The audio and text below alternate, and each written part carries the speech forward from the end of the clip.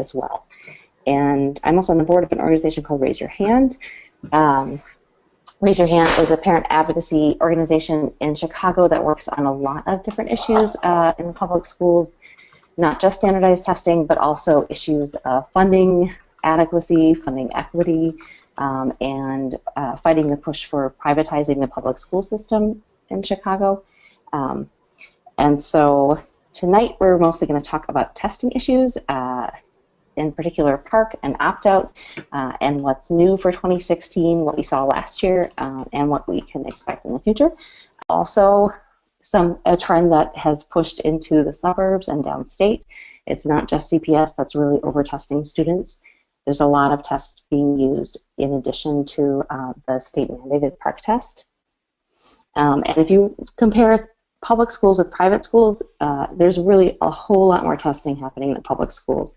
So if we look at schools like the U of C Lab School, where the mayor sends his kids, where Arnie Duncan's children go, they're really only using standardized testing like 4 times from K through 8. So, you know, the amount that you're getting in preschool and CPS is the amount that you get for all of your elementary school education at a private school. And so why is there so much testing happening? Why are the stakes for some of these tests so high?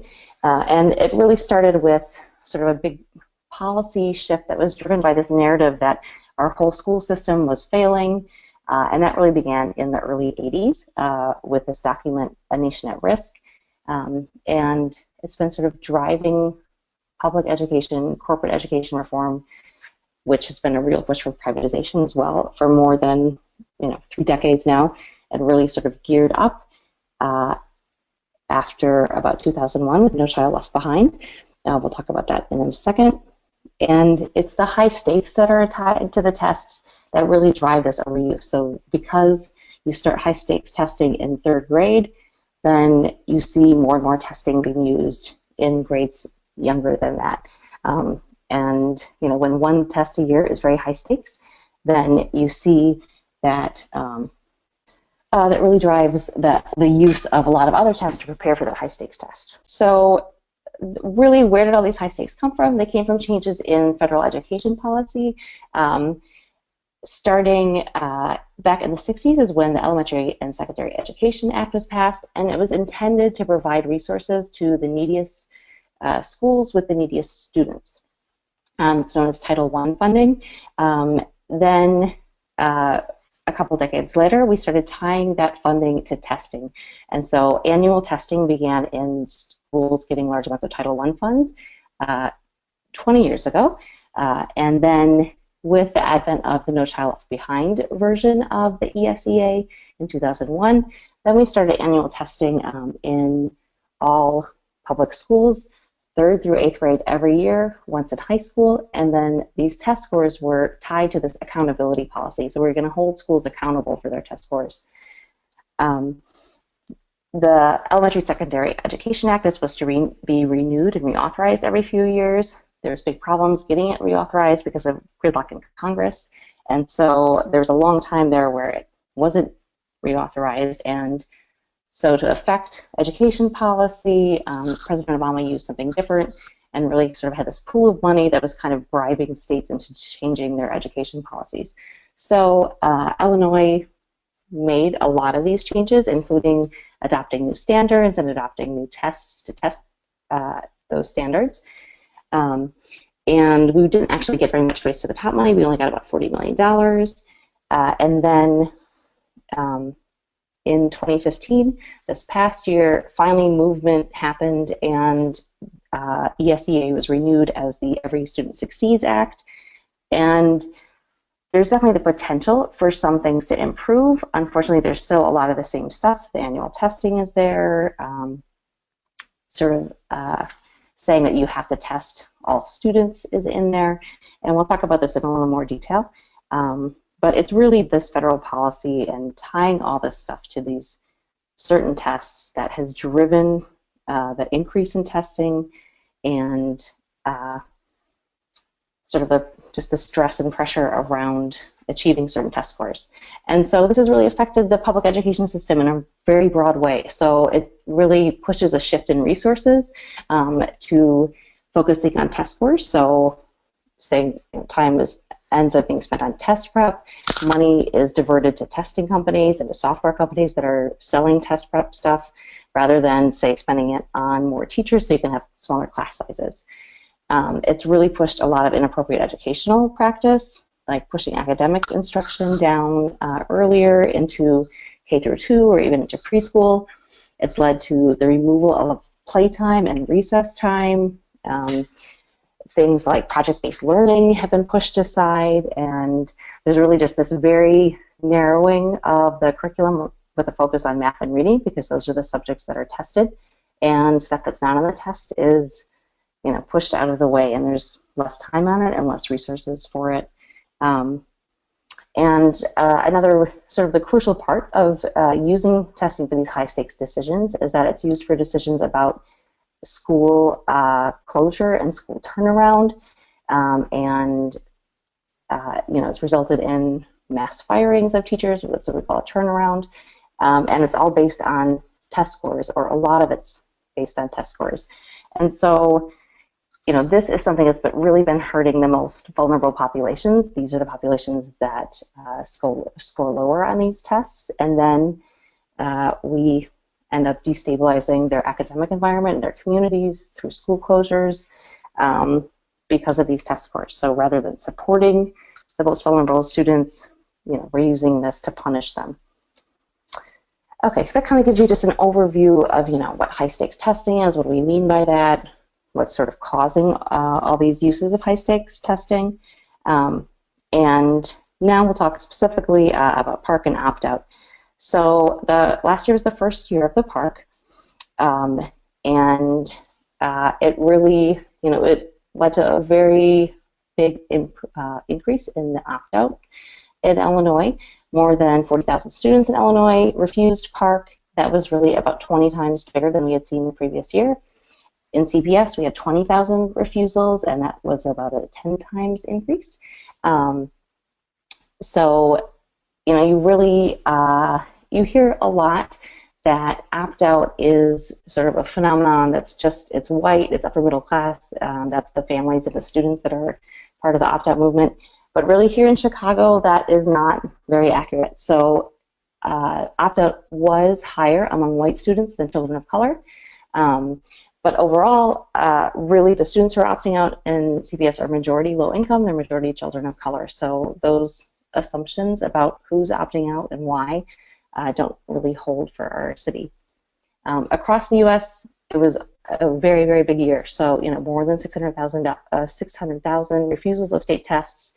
And something that's important to mention is that, the feds did not withhold any money to punish states or districts for this. There were no states or districts or schools that lost money because of large amounts of opt-outs.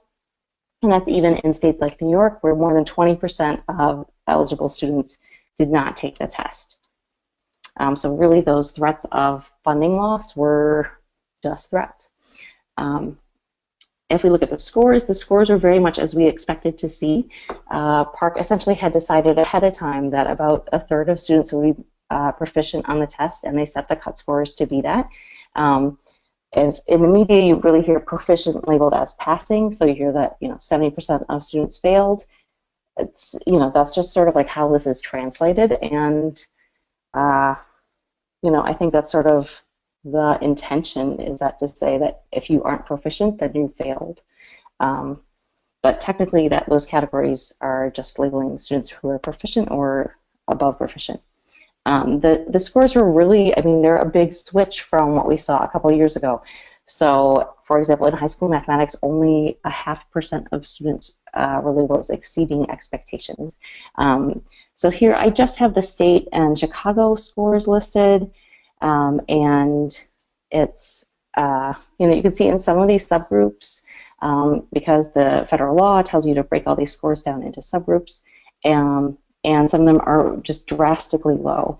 So if you look at students with IEPs in CPS, around 5% of them are being labeled proficient, which means we have, a lot of students spending many hours on this expensive test, even though basically we have set them up to fail.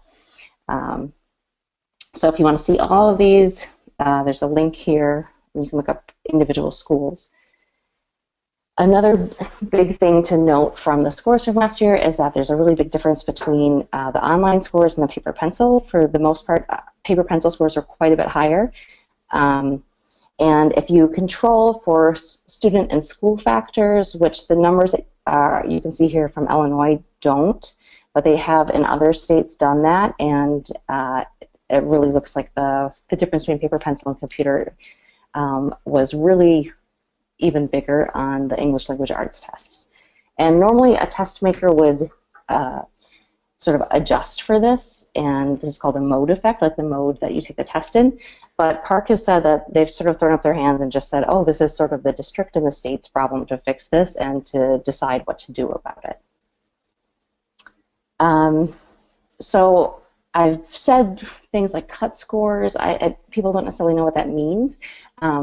And so PARCC is a criterion reference test. That means that it's not a norm reference test where you're just deciding where a student falls with respect to all other students who took the test. It's supposed to say like a certain number on the test is telling you how much you know about a certain amount of material. And so, I already said that the test has about a 30% proficiency rate.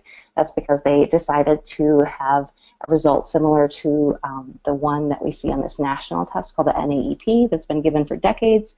And they kind of decided that ahead of time. So last summer, the tests were graded by Pearson's temp workers. Some of it was graded by computer.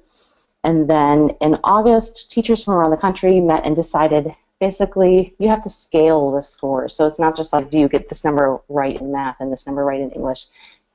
Some versions of the test are harder than others. So basically these groups of teachers had to sit down and decide like which questions were the harder questions. And this is very much determined by what the teacher's own experience is. What do they think that a fifth grader should know? So this is not a completely, it's not an objective process entirely. It's very subjective in some ways. It's decided through these debates.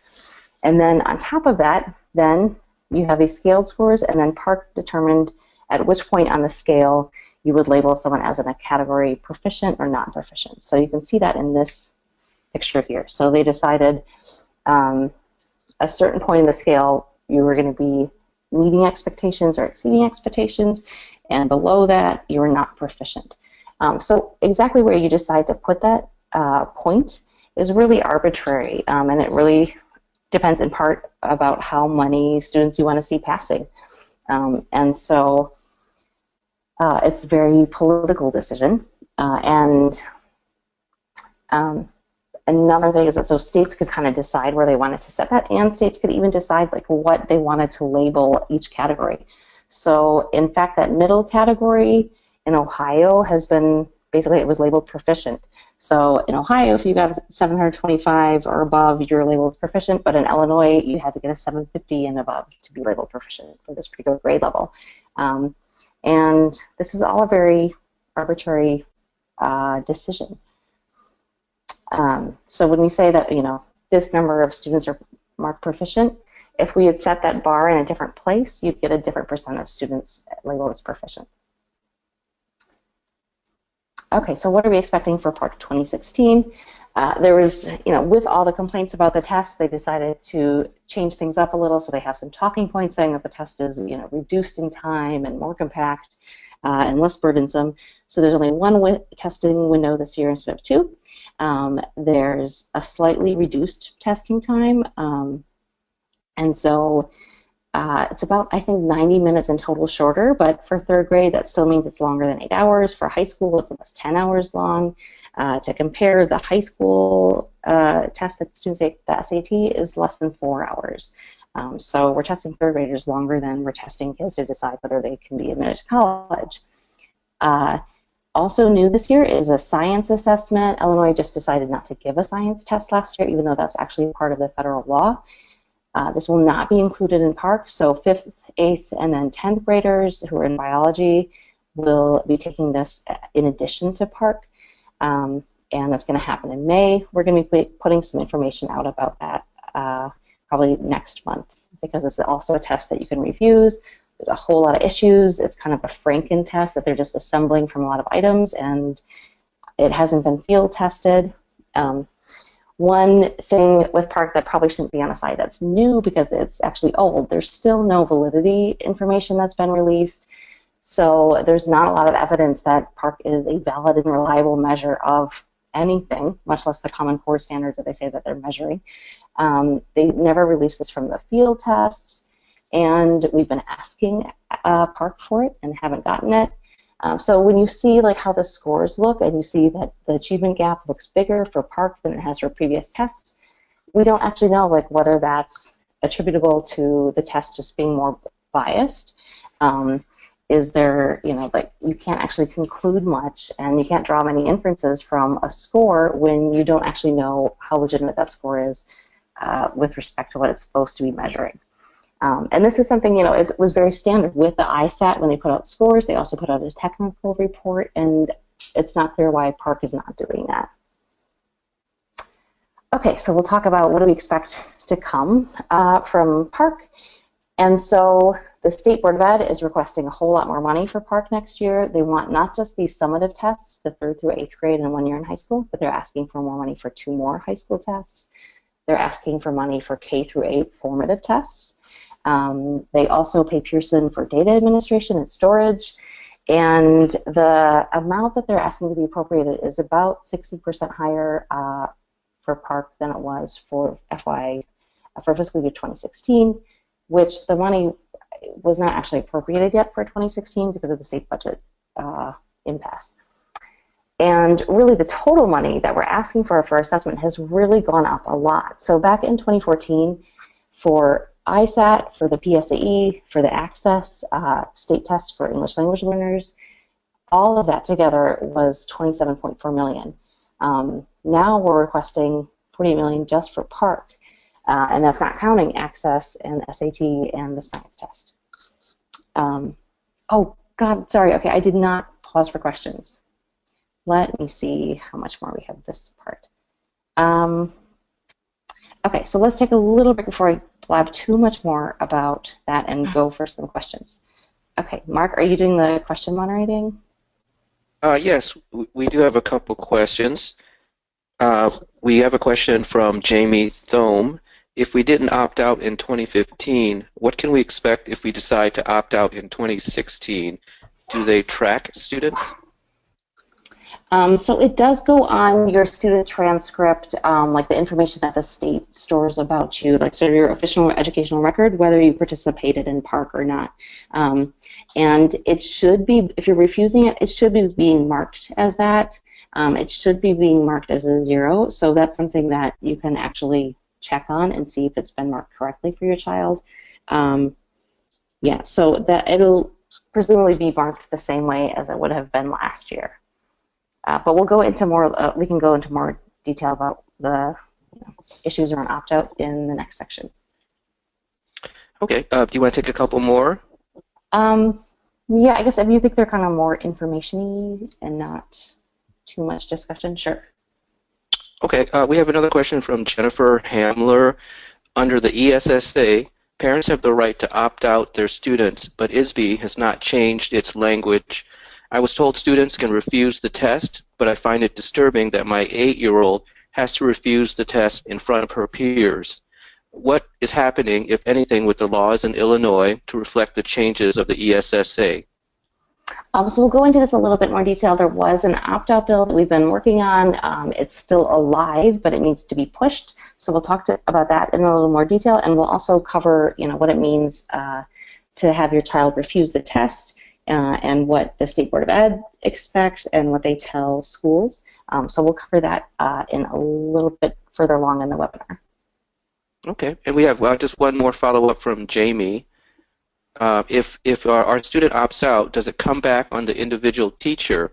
If our current principal is terrible, a bully, and tries to take it back to the teacher, how can we help support our teacher in the correct way while also supporting our student?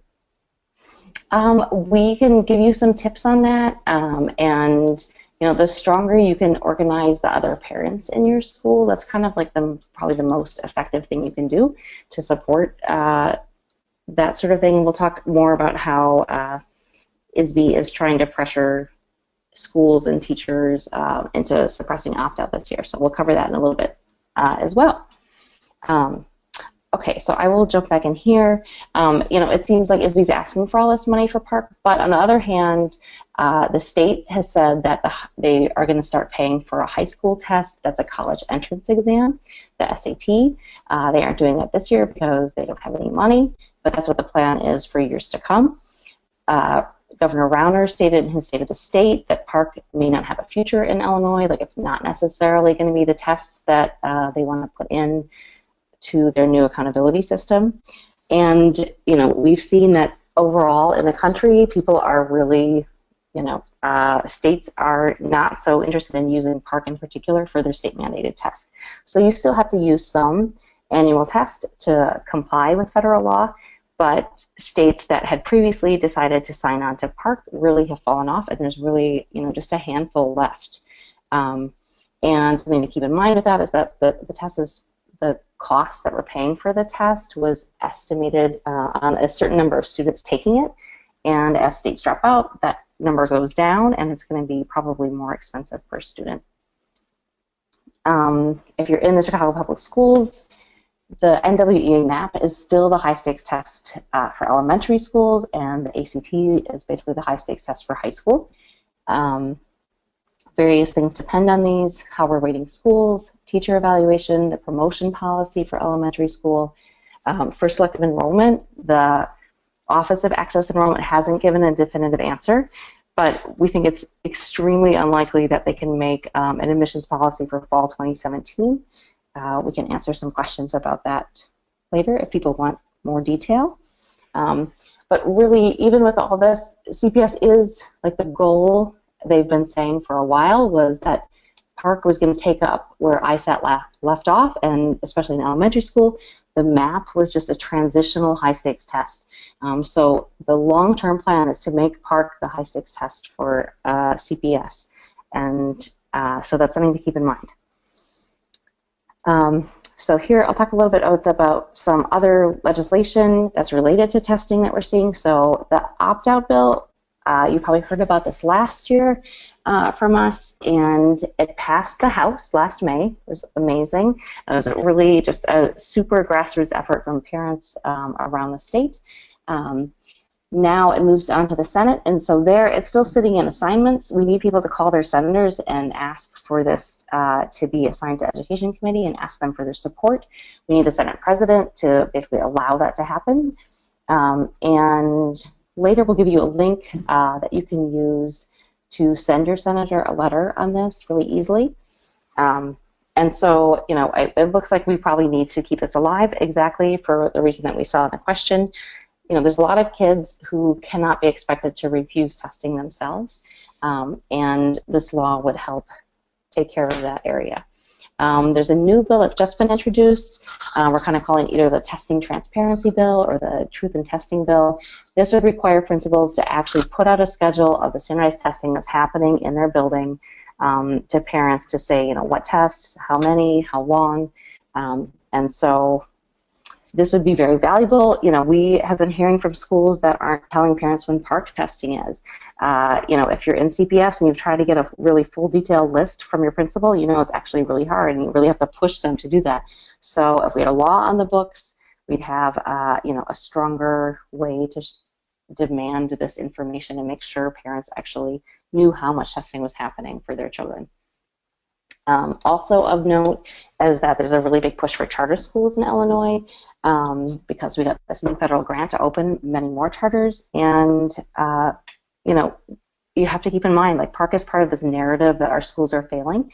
Now suddenly we see, oh, well, look at 70% of our kids are failing. That's what the headlines are from this test, and this really supports the push for closing down the publicly run schools and opening charters that are funded with public money, but they're run by private organizations. This big change with ESSA is a big question mark still.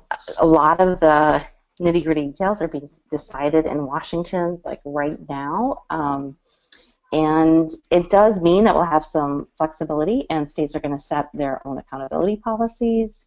but there's a lot of constraints that are still built in. Like you still have to have annual testing. There's still this requirement to administer the test to 95% of eligible students.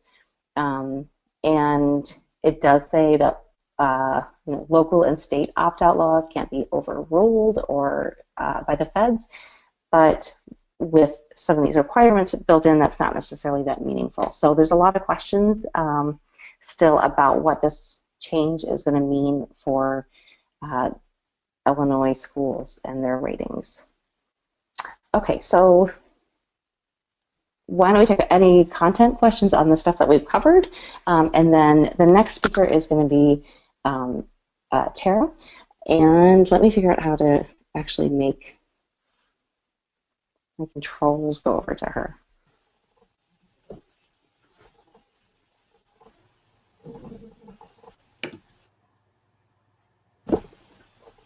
Tara, do you have that? Is your mouse? Let me check. Okay, and then let me put it into present before. And were there any questions, Mark, that we should cover? Not really a question. There was a comment that a parent had a child who experienced PARCC-related bullying language from at least one of his teachers. I don't know if you want to address how to. I think you might have talked let's do about that at the end, I think, because I think there'll be a lot of questions about sort of the details of opting out. So we'll cover that then. Okay. So now we're going to talk about what's opt-out and why should we opt out. Can everyone hear me? Cassie, just let me know if I'm too loud or anything.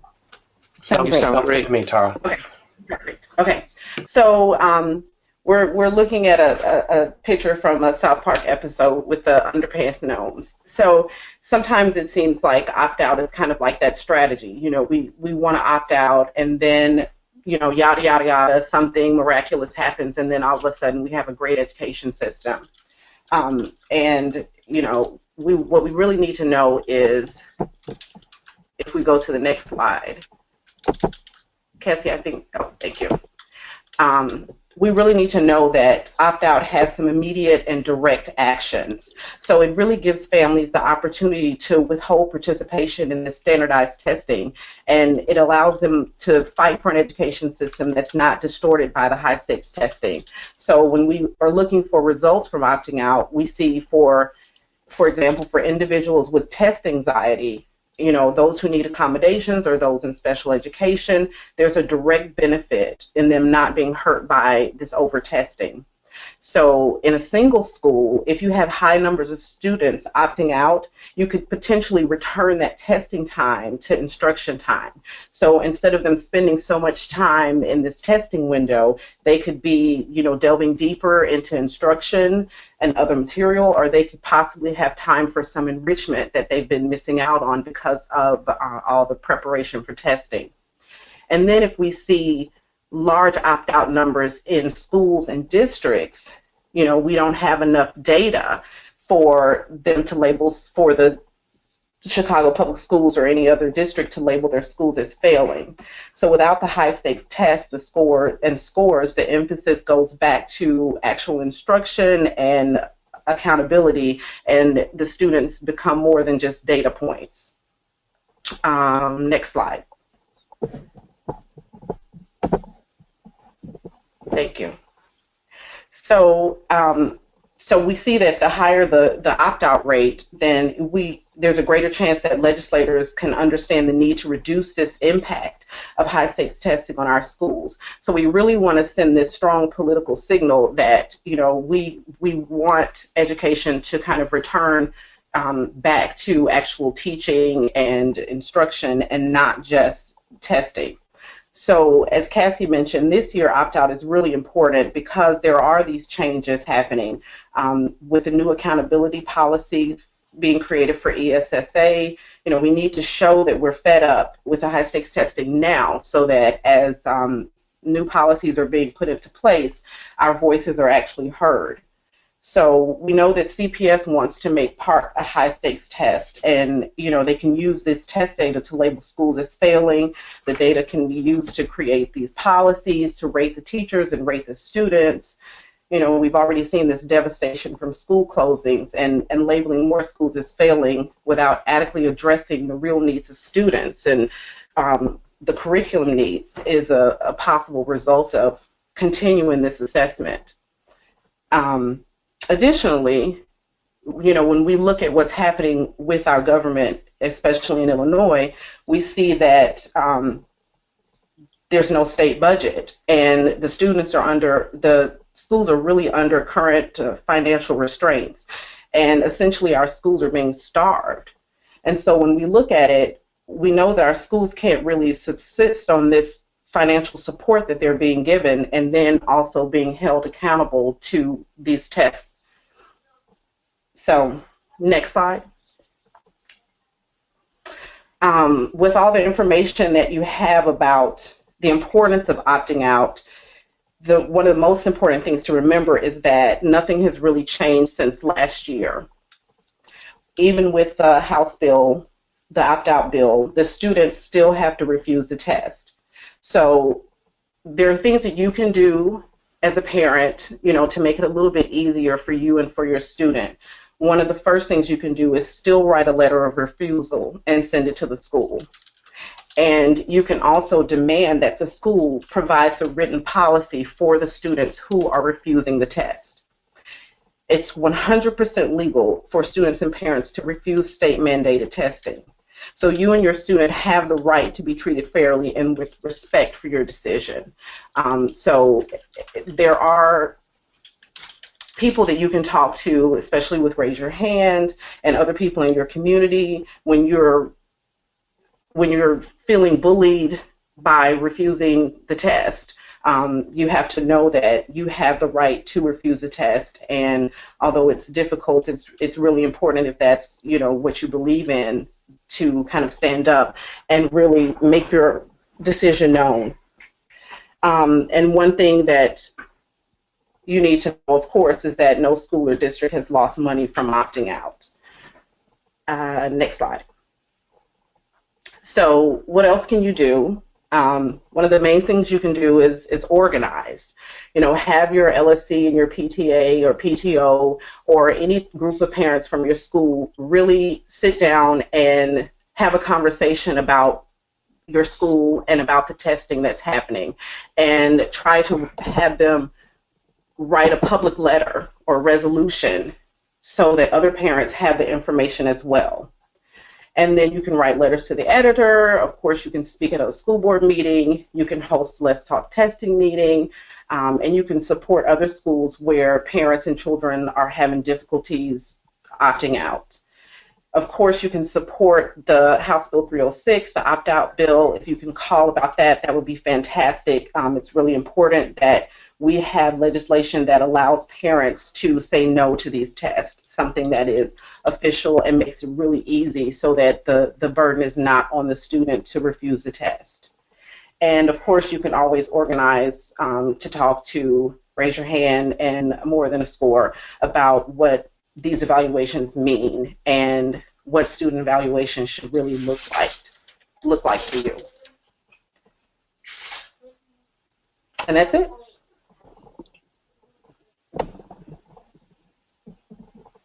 So that sort of includes the stuff that we really wanted to get out to the audience, and now we really have time for questions. I think we have some that were submitted earlier. Mark, are you looking at those as well? Yeah, I think we're pretty caught up. There was just some general question about ESSA. I don't think everyone knows what that is. Okay. So I can go back. So that's the Every Student Succeeds Act. That's sort of the new name for what was previously No Child Left Behind. And so when they reauthorize it, they give it a new catchy acronym. And basically before, with No Child Left Behind, they really said that the feds set the accountability policy. So they said that you had to have certain test scores and you had to improve your test scores every year, and that was called adequate yearly progress, and so that every state, every child in every state was going to be meeting or exceeding standards by 2014. And so the feds had made all these particular rules and said how much test scores were worth and all of that.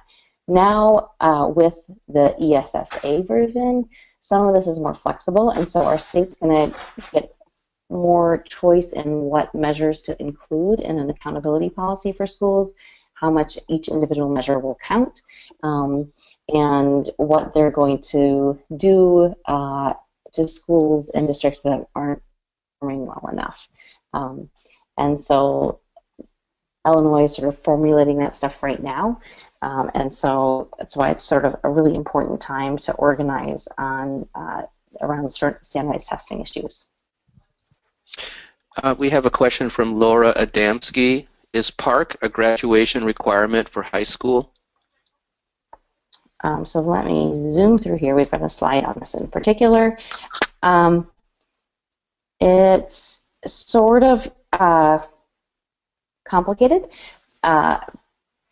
Right now, any current senior, I think it still counts that they have had to take the ACT.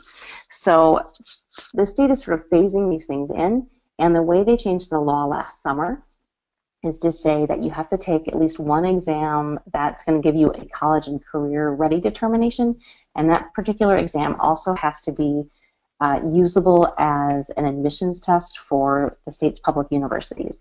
And so the only two tests that really count as that are ACT and SAT. The state has decided to start paying for SAT. And so if you are a junior or younger, it really looks like what you're going to have taken is either the ACT or the SAT. So, PARCC is not a test that any colleges are taking as an admissions test. So the wording of the law really makes it seem that it's not, they can't require that as a graduation requirement. So I don't know how much flexibility individual districts have to make tests a high stakes graduation requirement in Illinois, but the state is really not saying that PARCC is going to be what that is. So if your district is saying otherwise, you need to get that in writing. Please share it with us. We haven't seen any districts that are actually doing that right now, so we definitely want to hear from people who are running into that. Chris, do you think that covers that pretty well? And these slides are going to be available, so this is something that you can share with people, and I've been already sharing this information with people who are asking about whether PARCC is a graduation requirement. So I would say it's pretty definitively no, unless your district is somehow, put together a policy and had your school board pass this. Yeah, I would agree.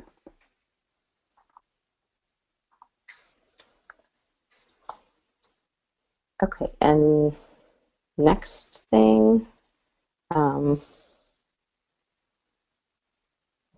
So we had a question that someone had submitted earlier about, do students have a legal right to opt out? And so, keep in mind, you are definitely going to still be hearing from schools that, opt out is not allowed. We know there's schools right now telling people this, telling parents this. You can't opt your child out. Your child can't opt out. That's just the language they're using. They will your student can refuse the test.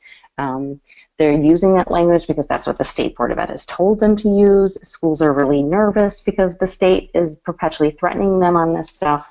And so, expect to be told misinformation, but, the facts are on your side as a parent to refuse the test.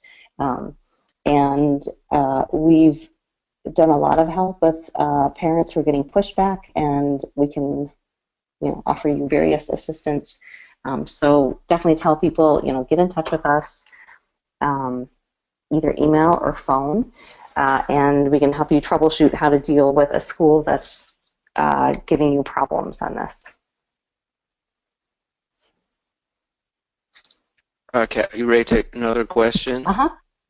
Next question. Gabriel shared and asked a question. How does more than a score propose teachers be evaluated and held accountable without testing?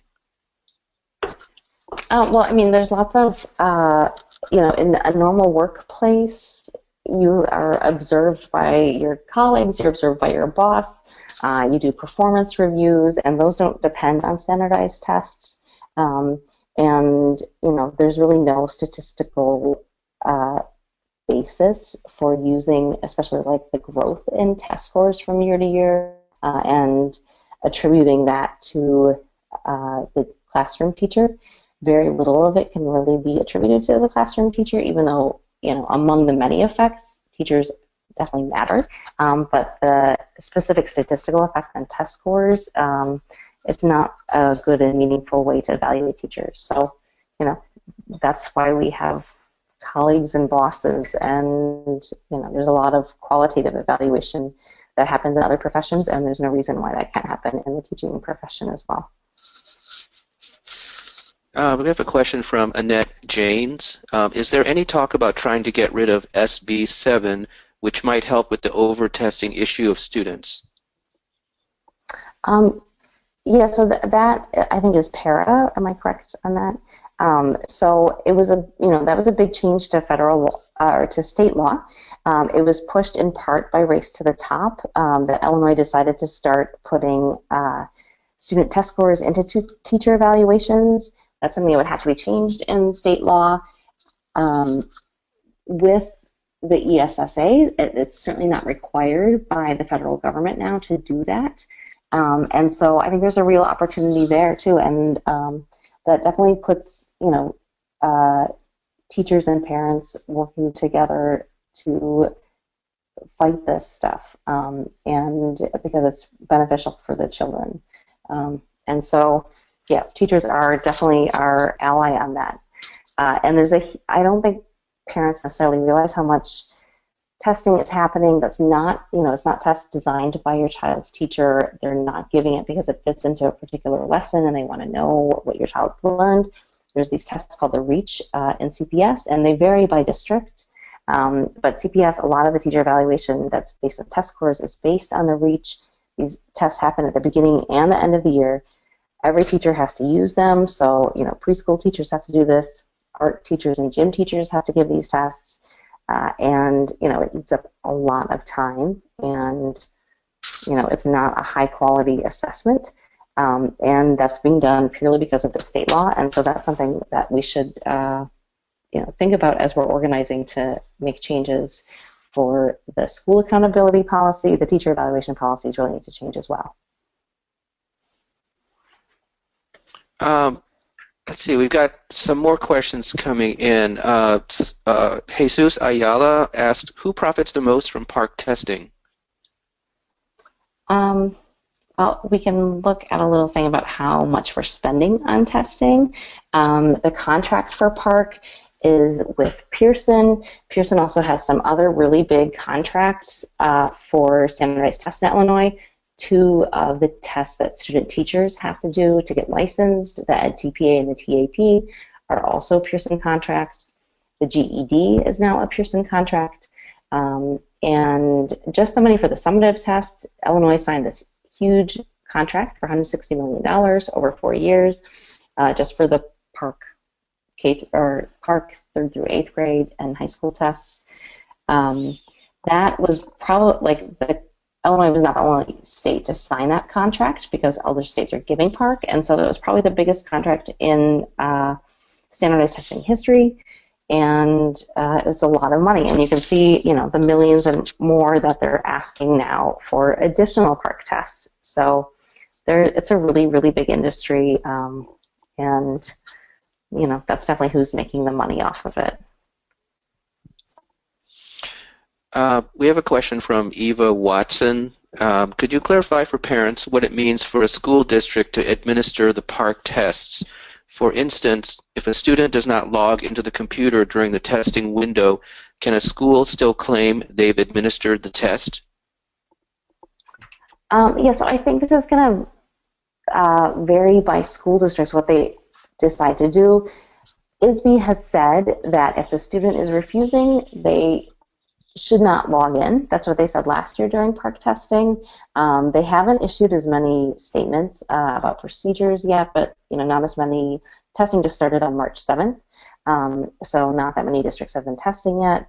I would say to just tell your child, don't log in if they're doing the computer test. Don't break open the package if they're taking the paper test.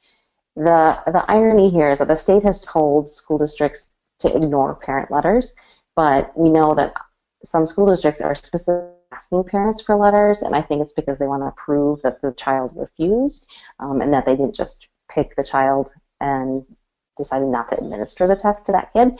So the whole motivation for these participation requirements originally in the law were so that schools didn't just pick the highest scoring kids and only give the test to them, right? So they didn't want people cherry picking their student population to artificially raise their scores.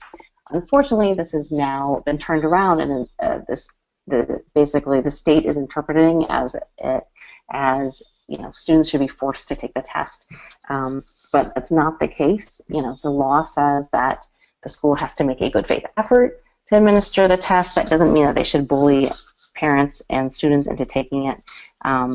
And yeah, I think hopefully that's good.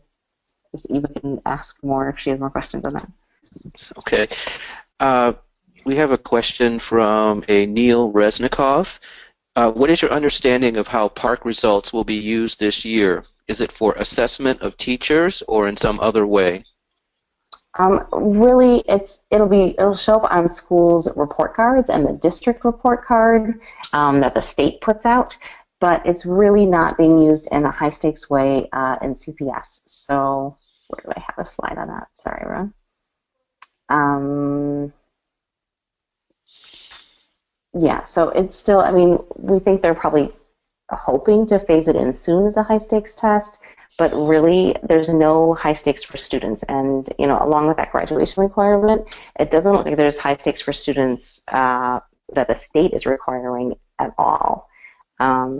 So really, refusal should have no direct consequences for children. So that's something to keep in mind as you talk to people about opt-out this year. We have another question from Jennifer Hamler. My school put the PARCC exam software on my student's personal device. After I send an email to the school letting them know that my student will not be taking the test and I do not want it downloaded on my device. Does anyone else have these issues? I don't know. Yeah, so if anyone in the audience does, please, either raise your hand and say it, or type into the question thing saying that you've encountered this. I have not really heard this much from people, and it is kind of a weird area, right? You think of the security issues with administering the test would be such a big deal that you wouldn't be putting it on individual devices that the kids own. I don't know. Any of the other question answer people have insight on this? Chris, Wendy? I think, yeah. If you're refusing a test anyway, it seems weird that they would do that. Yeah. This is Tim just chiming in since I work on PARCC and technology. It just seems absurd to me that somebody would be allowed to install something on a device that belongs to a parent. Does that device belong to the family? I don't know how they could legally put something on it. I would never do it. Can we unmute her so she can clarify? Yeah, give me 1 second. Jennifer, are you there? I am. Okay, you are now live in the conference. Did you want to respond about your question about the software installed? Yes, so I'm from Bloomington, Illinois, and my district is Unit 5. Our kids have a bring your own device policy, and honestly, I have not read the policy. We're new to the district. I'm here from California, actually. So I emailed the teacher that was administrating the test to 7th graders that I do not want this on my personal device that I own. I did not hear back from the teacher, which I kind of expected, and then the next day I found out from my student that it was required to download the testing software. So I asked my daughter to immediately delete it, but I was really frustrated that we would have the right to put this on my personally owned computer. I was just wondering if anyone else had that issue or what we could do about that. Yeah, I really have not heard about that. We have someone at ISB that typically we ask questions about this stuff too, so I can give you that contact info afterwards, and we could ask ISB about it. it seems kind of weird anyway. I mean, like just test security-wise to have the app on personally owned devices and not school devices seems super crazy. So. Yes, I agree. Yes. So yeah, we can see if we can ask some people at the state about that maybe even. That'd be great. Thank you. We have a follow-up to a previous question, the one from Neil. And it's my question about the legal basis for opting out has not been answered. Where is this specific source that shows opt-out by students is a legal right for students? ISB denies there is a right to opt out. Yeah, I mean, so there's just because there's not a law that says something is possible doesn't mean that it's not allowed, right? So there's not a law that says opt-out is possible in Illinois, but that doesn't mean that opt-out isn't possible. So many things are possible, and we just don't have laws written about them. So the legal basis is that, that it's just, there it is, and there's nothing in the law saying it's not possible, basically. And ISB themselves has, recognized many times that refusal is possible. So the difference between refusal and opt-out is pretty much just the phrase. Definitely the difference between parents opting out and students opting out, that is a more meaningful difference. And until we have something written in the law, ISB can basically deny people those rights. But when it comes down to on all of this stuff, ISB also doesn't say specifically how students should be treated. So unfortunately, right now, our technique is basically organizing parents. And if parents are having students that aren't being treated well, then we need to push back and make sure that it is, that students are treated well. And let me. So we just launched a poll. Yeah. Yeah. Is my screen still going? I don't really know. Sorry. Is the poll showing? The poll is showing, and I don't see your screen, Cassie. Okay. Yeah, we can take that away. I think we have gotten through most of the questions. There was some general questions about one-page fact sheets that can be shared with parents. I'm assuming that's on the More Than a Score website. Yeah, so there's a good one-page fact sheet. If you go to Raise Your Hand, right on the front page, there's a toolkit for testing, and on that page there's a nice one-page document that we have in English, in Spanish, and in Chinese. If you go to More Than a Score, we've got under the top toolbar you can find like the toolkit for park refusal and parking the park, and there's also right on the front page, if you click on the thing that looks like a park sticker, that takes you to sample opt-out letters and also sheets. And then we also have this document, Myths and Facts. That's on the Raise Your Hand page, and it's also on More Than a Score. And that's it's probably too detailed just to like sort of hand out to people casually. But if people have questions, it's a really good source. And the electronic version has a lot of links. And so, if you're really trying to push back against misinformation on funding, that's a really good document to have. So we can send out to participants after this. We'll send out that Myths and Facts sheet, and we'll send out the sample opt-out letter and the sort of the one-pager. And yeah. So it's 8 o'clock. So there is one more question that I see, and then if people have questions, they can keep submitting them, and then we can try and answer them via the website or our Facebook page. The last question is from Kelly Harris. Should we tell our districts that we are refusing the test for the reason of Code 15?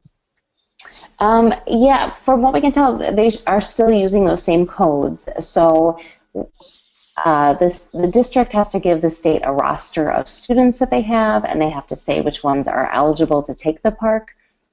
And then they have to label, if the students don't take the test, they have to code them for various reasons. For the most part, they're just coding everyone who doesn't take the test as absent. I would encourage parents to say that they want their child to be coded as a refusal because it's not that your child is truant and missing a bunch of days of school. They didn't want to take the test, and they're refusing the test, and that's a political act, and the state should really be tracking that stuff, even though they aren't actually necessarily doing a very good job. So go ahead and use that Code 15 language still, it looks like it's still, in the sort of like the ISB policy to use Code 15. We have one other question from Rebecca Moss about sit and stare policies and what they can do about it. She's been told that her children will have to sit and stare and wants to know what recourse she might have. So the state has not ruled that out explicitly. Our state superintendent, Tony Smith, did testify in front of the Illinois State Senate Education Committee last year and said that sit and stare is not an acceptable policy. We don't have that in writing. We just have his, like witnesses to his testimony. So that's something you can tell your district. Parents have successfully fought sit and stare policies here in Illinois and elsewhere in New York State. So I can give you some helpful links on that. The New York State Allies for Public Education have some strategies that they've used there. Notably, like the Oak Park Elementary School District fought sit and stare last year successfully. It really takes, a group of vocal, active parents to push back, to go to school board meetings, to complain, to, if you can email all your school board members and your superintendent and say this is just an unacceptable way to treat children. We recommend doing that. So we can help you with some strategies on that. So do email us. We'll have your email as well, so we can send you some links on that.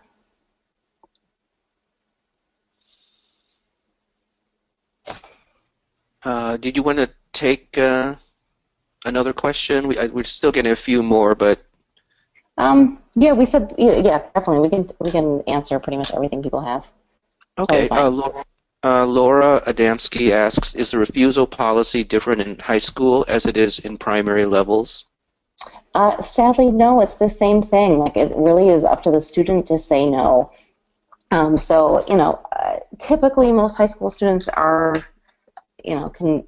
capable of that and have the ability to do that. That's not necessarily true for younger students. It's not necessarily true for students with special needs. But really, we have some little flyers that you could give to high school students, and there's some like students know your rights things that high school students can use. And they don't, the state says not to accept opt-out letters. So I think they're pretty much saying that students are fully in charge of this decision. And for that reason, students can just say, no, I'm not doing it.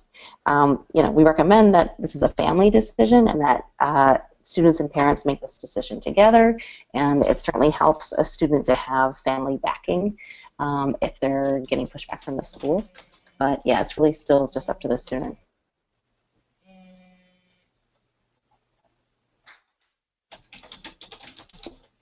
Joy Clendenning has a question. At least one high school last spring, when high school students tried to refuse, they were told they could only refuse if they had a letter from parents or guardians. Ideas?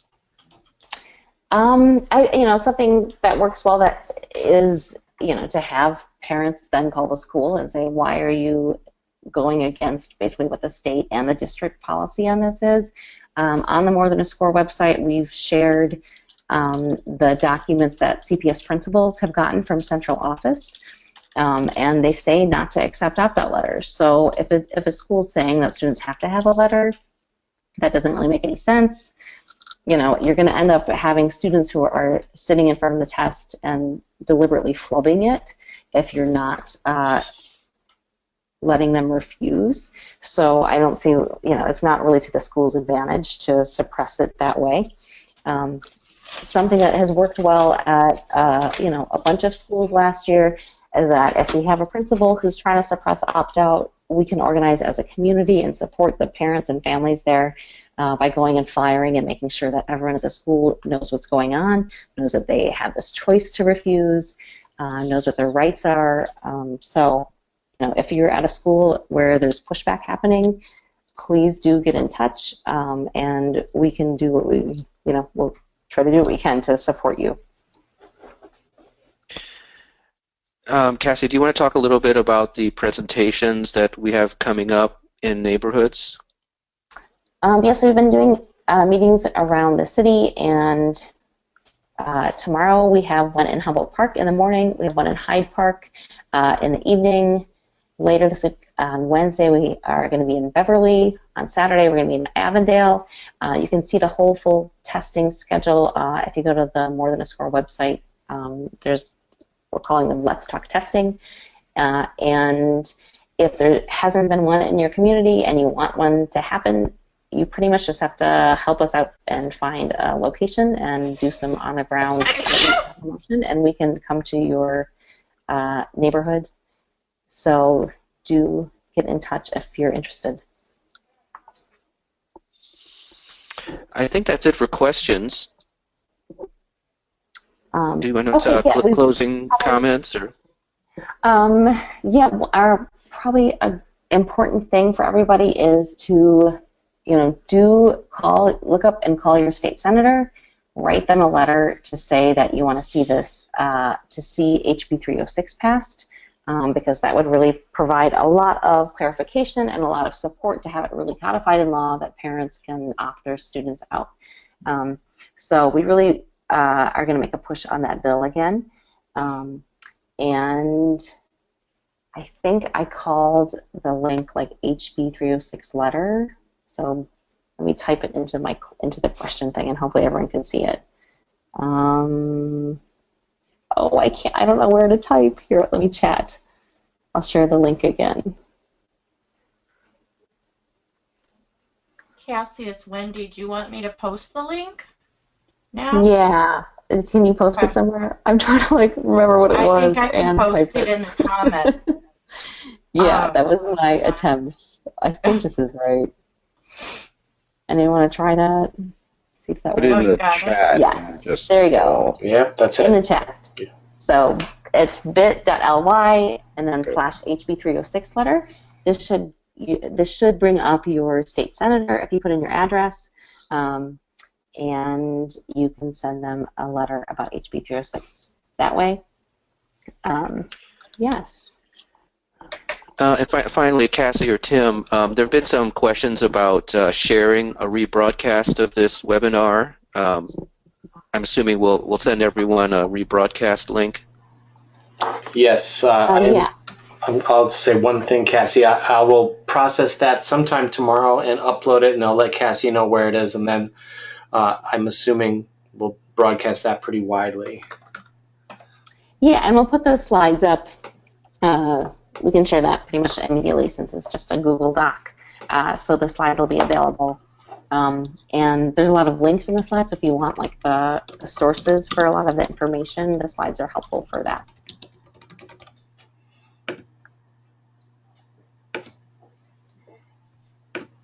Sounds like we're at a point where we're going to wrap up. Cassie, is that right? Yeah. Is this a question from you, Tim, about ESSA? I just got it over email. How is ESSA going to be different? And that's the full question. Yeah, I'll do that quick, and then we can probably wind down. So we don't really know exactly what's going to happen. If you want to read more about ESSA, probably one of the best sources is this blogger Mercedes Schneider. She's really detailed and has gone through a lot of ESSA and summarizes it on her blog. So that's a really good way to learn about it without having to read the law itself. Some things are definitely going to be the same, but some things are so vague in the wording of the law, and they're being decided right now, so we don't exactly know. So there's going to be this annual testing still, but the how much of a school's accountability policy is going to be based on that annual testing is left open in the wording of the law, And so it's not clear whether our state will be able to pick that, whether it's going to be negotiated in Washington before it kind of comes down to the state level. And even if it's left quite open, we're going to have to organize as parents and teachers to make sure that we can minimize the emphasis on those annual tests. So, and that kind of goes for a lot of the stuff in the law. It's kind of ambiguous in some cases, or it's underspecified, and it's going to be requiring political organizing to push it in the direction that we want to see it be. So maybe that's our last question for the evening. Sounds like it is. Mark, do you have anything else? And then we'll wrap it up for the night. Nothing else.